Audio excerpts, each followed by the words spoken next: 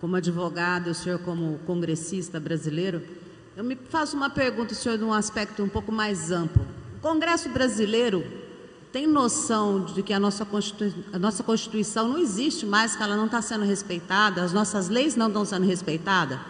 E pela primeira vez nós temos um Congresso, Câmara, deputados e senadores, acho que em maioria de direita. Eles conseguem se organizar para defender os nossos interesses e a nossa Constituição, e eles entendem que as prerrogativas deles estão sendo atacadas violentamente, que logo, logo, depois do povo, não vai haver mais Congresso, ou seja, Câmara de Deputados e Senadores no Brasil. Eles conseguem entender isso? Excelente pergunta. Então, vamos lá.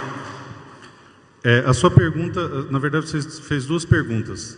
A primeira é, nós temos a maioria de direita e se essa direita consegue se organizar. E não, nós não temos a maioria de direita. Direita no Congresso hoje deve ser algo em torno de 30 a 35 deputados. Centro-direita, a gente talvez consiga chegar a 100, 100 e pouco. Esquerda, algo em torno de 60 a 100 deputados. Percebam que as votações sempre são assim, uma semana a gente ganha, outra semana a gente perde. Uma semana a gente ganha, outra semana a gente perde. Porque o fator de equalização é o centro.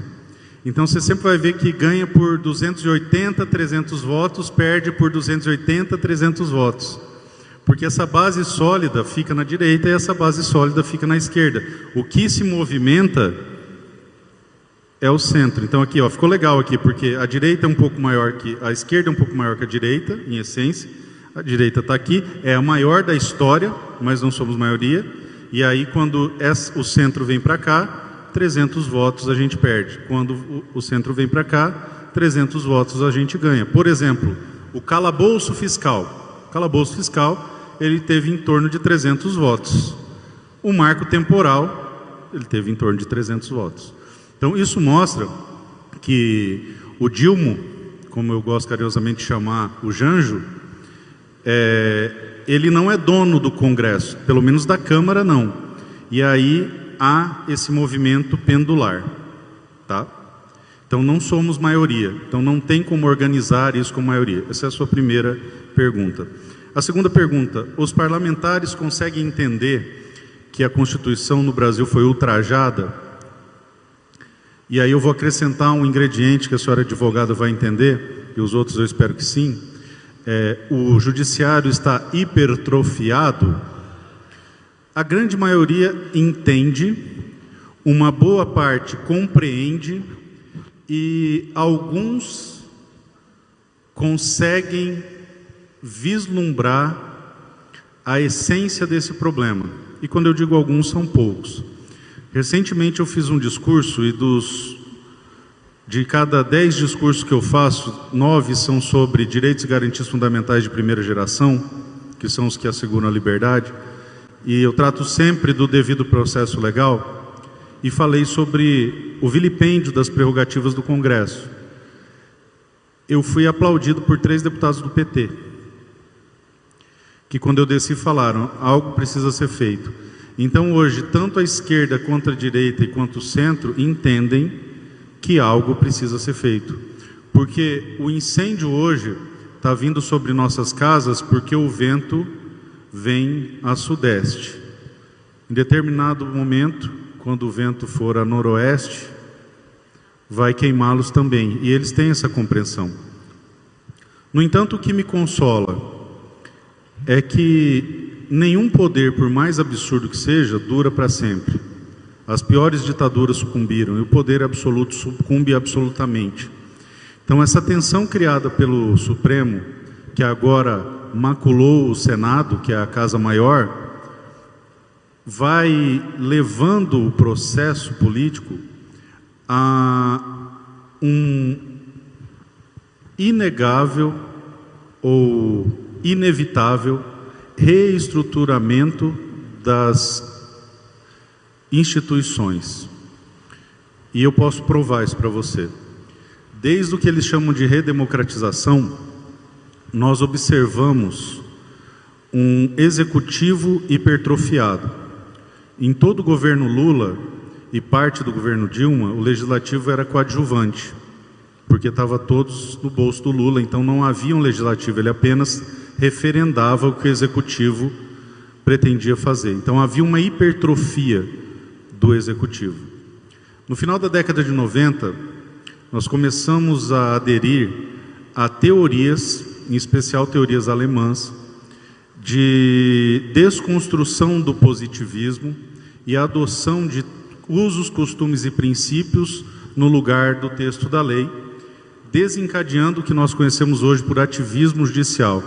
Então, elementos como a mutação constitucional, que diz que o texto que fala que esse piso aqui é preto, ele pode ser desconstruído e a interpretação acedada é que ele é branco, chegando ao ponto do princípio da legalidade, que é o princípio maior de limitação do Estado, que impede que um crime seja inventado, tenha sido jogado por terra, uma vez que não existe crime sem lei anterior que o defina, nem pena sem prévia combinação legal, e esse é o princípio básico civilizacional de qualquer Estado, e ele não existe no Brasil, uma vez que o judiciário inventa crimes e penas, tá? Isso é gravíssimo.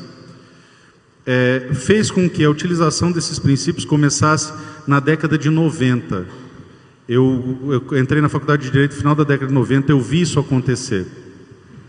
Lênio Streck, que é um jurista excepcional, de extrema esquerda, mas excepcional, escreveu um texto chamado Teoria da Cachanga, onde ele pega uma piada em que pessoas se reúnem numa mesa jogando cartas e de repente o pessoal abaixa a carta sem lógica nenhuma e fala cachanga e leva, cachanga e leva. E aí ele, vendo que não há lógica nenhuma, tentando entender o jogo, faz a mesma coisa, cachanga. E aí o seu oponente derruba as cartas sobre a mesa e diz, cachanga real. É esse o judiciário brasileiro.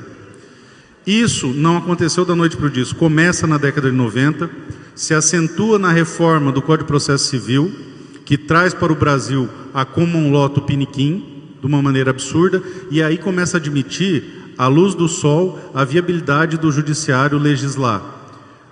Pautado no exemplo dos Estados Unidos, onde lá o juiz tem legitimidade, porque ele foi eleito. Aqui o juiz não é eleito. E voltando à questão da legitimidade do parlamento, lá se encontram 100% dos votos válidos. O Lula não tem 100% dos votos válidos. Nós temos mais legitimidade. Então perceba. Esta hipertrofia do Executivo resultou em várias operações, como a ação penal do Mensalão lá de trás, ou do Petrolão, eu sempre confundo qual que foi, mas enfim, nos roubaram, e acabou desaguando na Lava Jato e medidas congêneres, e a hipertrofia do Judiciário. Então perceba que foi um movimento construído pela hipertrofia do Executivo, que corrompeu o Legislativo. E aí nós observamos no governo Bolsonaro um executivo outsider. E aí nós vimos a atrofia do executivo e a aproximação do Brasil a um sistema parlamentarista, uma vez que a Constituição de 88 é uma Constituição parlamentarista. Ela foi feita para que nós fôssemos o sistema parlamentarista, porque eles acreditavam que em 93 haveria um plebiscito e o parlamentarismo ganhia. Parlamentarismo, monarquia e presidencialismo ganhou. É sempre assim, eles acham que vão conseguir nos manipular, só que eles esquecem de combinar com o povo. Assim foi no plebiscito, assim foi no referendo. Era para ser um parlamentarismo. Então, concluindo toda essa explicação que eu te dei, a tendência natural é do equilíbrio das soluções. Isso é um princípio de química. Se você colocar uma solução mais saturada com a outra, haverá o equilíbrio. É o que justifica a osmose. Está aqui o nosso farmacêutico, químico, ele conhece isso aí melhor que eu. Então, naturalmente, em algum momento histórico, haverá o reequilíbrio das forças, e eu creio que nós estaremos diante de uma hipertrofia do parlamento. E aí, novamente, haverá esse equilíbrio, vai ter problema, e depois vai haver uma hipertrofia de outro poder. Então, é assim, mais ou menos, qual é o problema? Que esse movimento dura décadas. E o brasileiro, principalmente o de direita, é imediatista. O esquerdista, você percebe que ele não tem pressa. Ele constrói a destruição. A gente tem que começar a construir a construção. Ter a paciência de fazer o que tem que ser feito. Porque ir a pé daqui para Campo Grande, Samurai, Vai demorar, mas se a gente não der o primeiro passo, a gente não chega. Por isso a importância fundamental construir bases sólidas de uma direita madura.